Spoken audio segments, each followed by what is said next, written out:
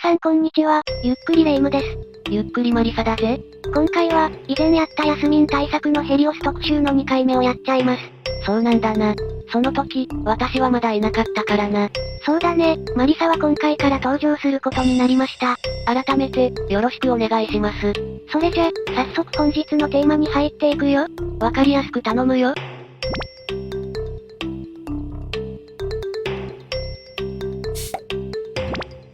それでは、改めてヤスミン対策にヘリオスを使うことの説明をもう一度するよ。今回が初めての人もいるかもだからわかりやすくね。ヘリオスの4番スキルはクリティカルに対するカウンターです。2番スキルが発動してないといけないですがクリティカルに対して反撃するんだよ。ほうほう。とりあえず、実際に動画を見てもらった方が早いかな。それなら見た方が早いな。それじゃ、実際どのくらい反撃するか見てみてね。こちらは、カークフェイスレスチームにヘリオスを加えた形です。相手は、アスタロス1番、ヤスミン2番の構成です。さて、どうなるかな？ヤスミンが飛び込みます、反撃の瞬間です。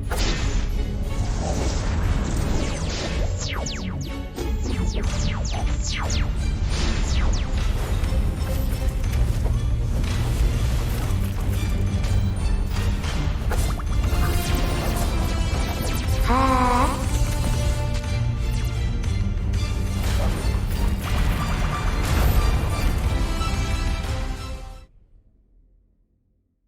百聞は一見にしかず、これがヘリオスの力ですよ。想像以上だった。まあ、色々と運が良かったというのもあったけどね。そうなのか？今回はカークに飛び込まれたけど、ヘリオスに飛び込まれたらわからなかったね。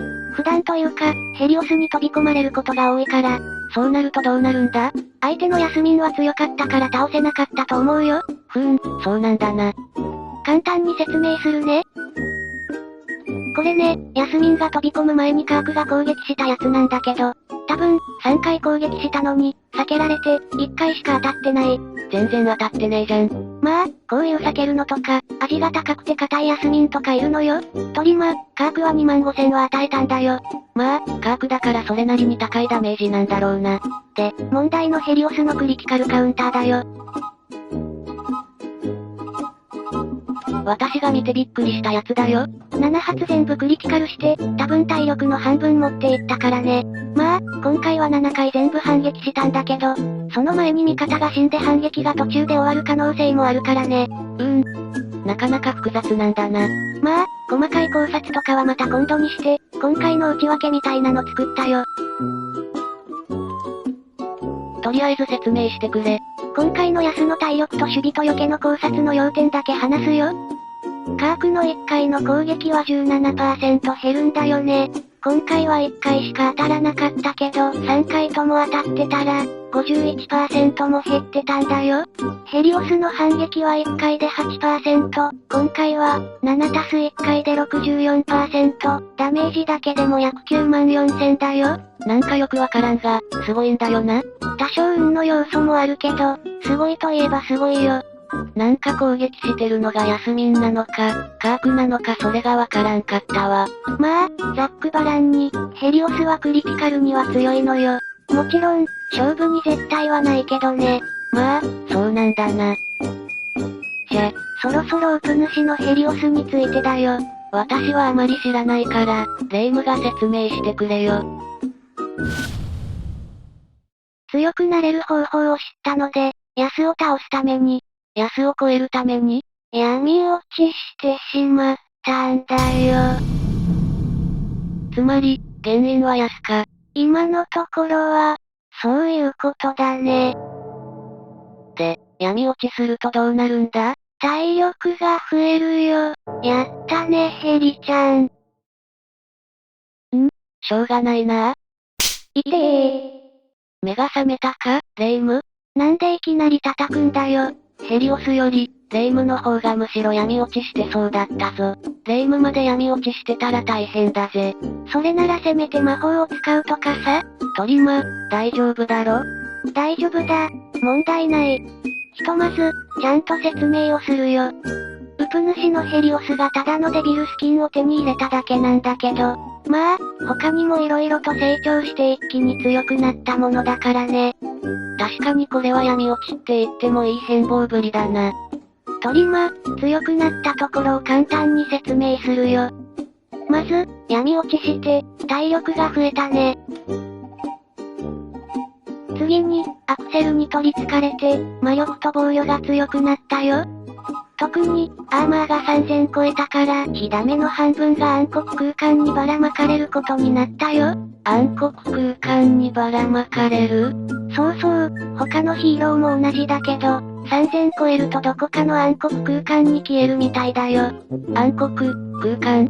まあ細けいことはいいんだ。いいのかよ。まあ、強いんだからそれでいいじゃない？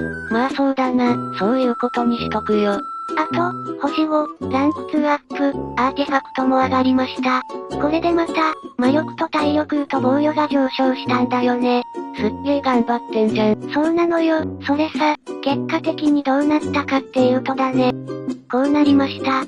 まず、体力は 1.6 倍の10万まで上がったよ。上がってんねー。かなりの伸び幅だよね。次に、魔力ね、これはだいたい 1.5 倍ぐらいかな。こっちもなかなかやばいな。元々の魔力でも結構無双できてたからね。これで結構反撃の威力が上がったと思いますよ。ちなみにさっきの動画は上昇する前なんだよな。そうそう、だから今後の展開が面白いよね。最後はアーマー。これはすごいよ。アーマーは 1.7 倍まで上がって、3000超えしたから、火ダメの半分が消えるんだよ。なんか一番やばいことになってる？そうだね。1.7 倍だけでもすごいけど、さらに火ダメ半分減少のおまけが大きいね。給料は上がりました。さらにボーナスまで支給します。みたいなものだからね。なんかわかりやすいようなわかりにくいような。まあ実際のところ、かなり得してるね。体力が増えて硬くなると簡単に言えば耐えやすいってことだから、ヤスミンのクリティカルを耐えて反撃の回数を増やしたり、ヤスミンの一番スキルが発動される前に死なないってことも重要だよね。飛び込まれる前にヘリオスが死ぬと、反撃すらできないのか。なるほどな。まあ一言で言うほど話は単純じゃないけどね。とりあえず、前より死ににくくなった。それでざっくりさせてよ。まあ、深い考察はまたの機会にね。そうだね。今回はヤスが原因でヘリオスが闇落ちして、凶悪になった、ということでね。まあヤスは毒を使うからまだまだ怖いけどね。闇落ちは強い。もうええて。初回の登場なのにめっちゃ突っ込むじゃない。これも一つの愛情表現よ。まあそういうことにしとくよ。ということで今回はヘリオスが強くなったよという報告でした。まあこれで終わるわけじゃないしね。ヤスもこんな婦人とかアドベンチャーで出してきたりしてたりね。何これ、やばくね？やばいよね。物理 80% 抵抗に、赤ヤスに、ネブラセバス。完全にこれは吐き気を催す邪悪ですわ。まあおかげでいいヒントをいただいたんですけどね。どんなことなんだ？詳しくは次回のお楽しみということで。ただ、ヤスミン対策をまた考えてみたんだよ。そうなのか。それじゃ、また新しい対策ができるわけだな。そういうことだよ。またウプ主が動画を作ると思うから待っててもらえると嬉しいですよ。私も出演できるようになったしな。ヒーローウォーズが人気があるので、多くの視聴者さんに見てもらってます。少しずつでも改善していきたいと思ってるので、どうぞこれからもよろしくお願いします。よろしければ、チャンネル登録、高評価をお願いいたします。あと、Twitter も見てもらえると普段のウプ主の坊主の様子もわかるので、動画作成の進捗とか坊主のこととかつぶやいたりしてるんだよ。これも概要欄にあるので、よかったら見てもらえると嬉しいですよ。